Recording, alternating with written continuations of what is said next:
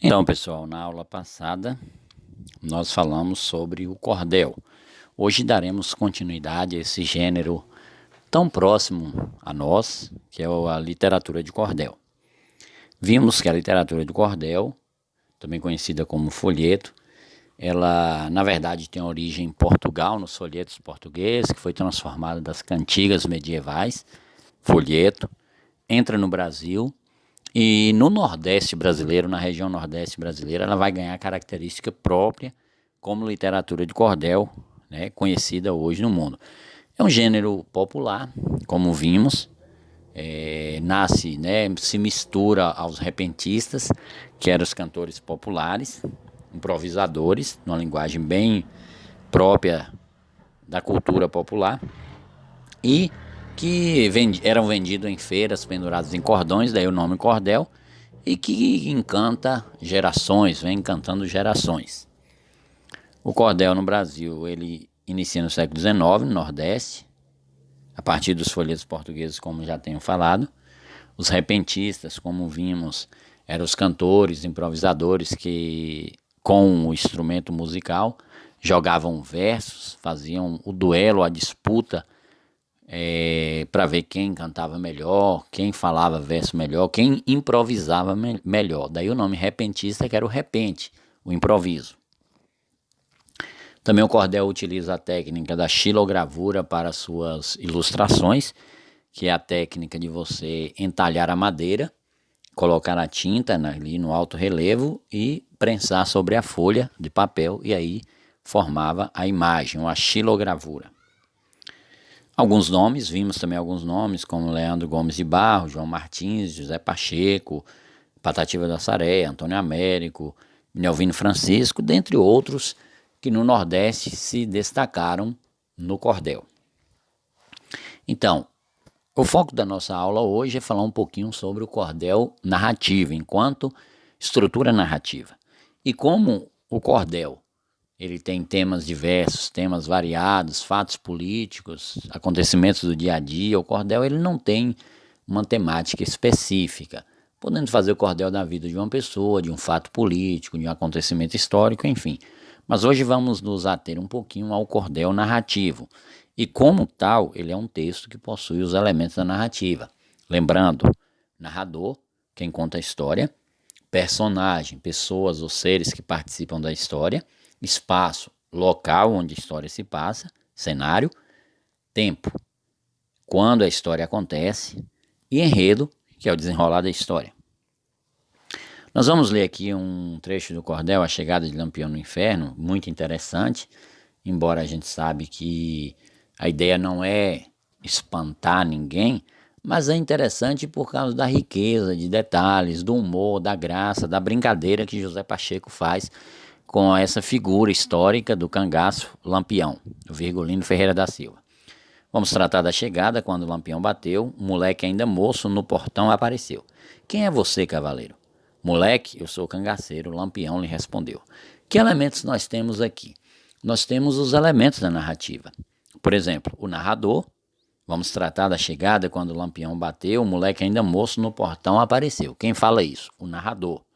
Temos os personagens, que é o porteiro, que vai abrir a porta, o portão para Lampião, e o próprio Lampião. São as personagens.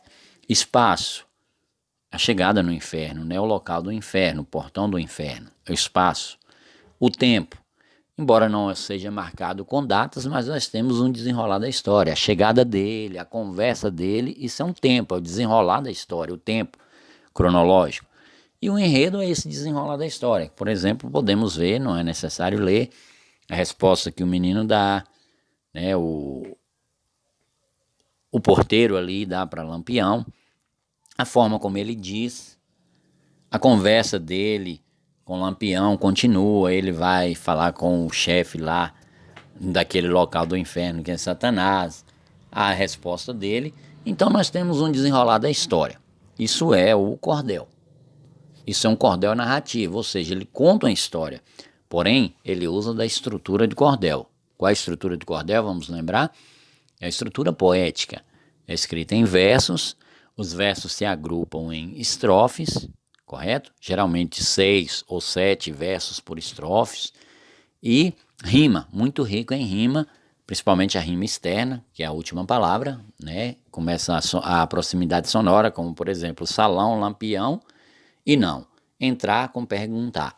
Então a gente vê aqui o uso de rimas, ou seja, é uma estrutura poética, a estrutura do cordel. Então eu conto a história na estrutura textual do cordel, no estilo textual do cordel.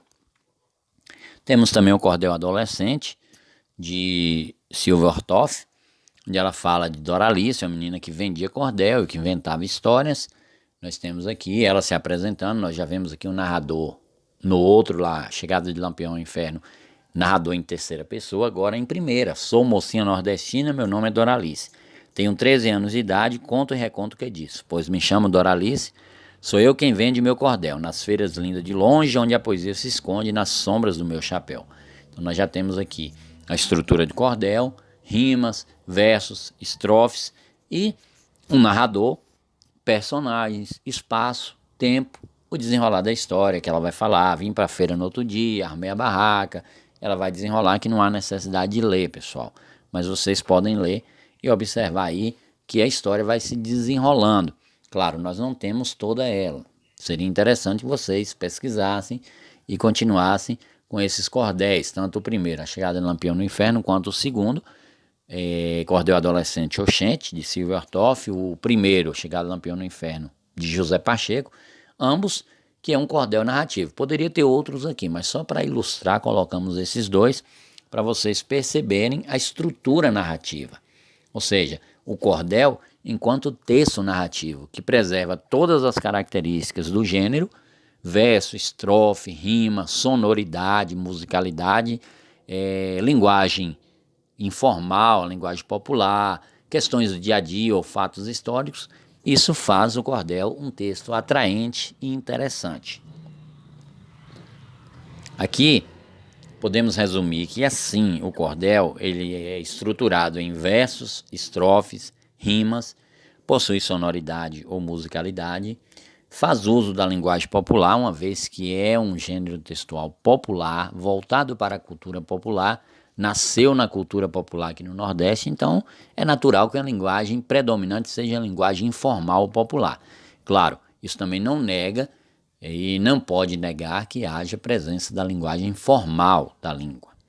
Temas diversos ou variados, como vimos uma garota que vendia cordel nas feiras, o outro um fato histórico fictício, mistura a história com ficção, porque é a figura de Lampião, sua braveza, tudo que ele fez. Por outro lado, essa chegada no inferno, que é algo que ninguém pode falar, ninguém pode testificar. Narrativo, claro, nós demos um foco no olhar narrativo, no texto narrativo, na estrutura narrativa. Porém, o cordel não é só narrativo, ele pode ser descritivo, a maioria, embora a grande maioria dos cordéis sejam narrativos, contando histórias. Porém, ele pode ser descritivo, pode ser de opinião, pode ser crítico, como vimos na aula anterior, aquele que falava do sonho de uma sociedade mais justa, mais fraterna, e assim por diante. Vamos lá então, você sabe responder? No cordel narrativo, qual desses elementos é indispensável? Ou seja, não pode faltar no narrativo. Narrador, opinião ou ilustração. No cordel narrativo, não pode faltar narrador, é claro. Opinião pode faltar. Eu posso contar uma história sem dar minha opinião. Posso contar uma história sem ter ilustração. Qual o estilo comum ao cordel? Prosa, poema ou injunção? O que é comum ao cordel? O estilo. Eu vou escrever um cordel em prosa, poema ou injuntivo? Poema. Prosa é o texto em linha cheia, parágrafo. Injunção é um texto como se fosse uma receita de bolo, uma regra de jogo, instruindo. Então é o poema.